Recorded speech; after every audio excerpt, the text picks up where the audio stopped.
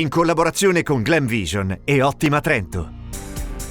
Scontro tra due camion e incidente tra un'auto e un trattore in Val di Non e gravissimo frontale macchina mezzo pesante sulla statale di Loppio tra l'Alto Garda e la Vallagarina. Niente boom sul Garda e sulle Dolomiti, il maltempo rallenta il turismo, ma il Trentino regge con gli eventi. Un po' di amaro in bocca, ma si può recuperare con l'autunno. Umidità, caldo e virus invernali che non se ne vanno, peggiorano asme e bronchiti.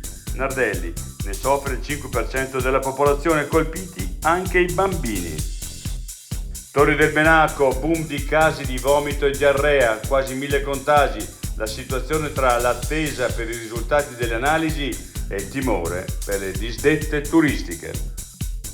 Dal falso mito che moschettoni, oggetti metallici e smartphone attirano i fulmini a quello confermato che con i cambiamenti climatici i fenomeni estremi si stanno moltiplicando. Il Collegio Nazionale Guide Alpine ha posto le domande più importanti per chi si reca in montagna a Giacomo Poletti.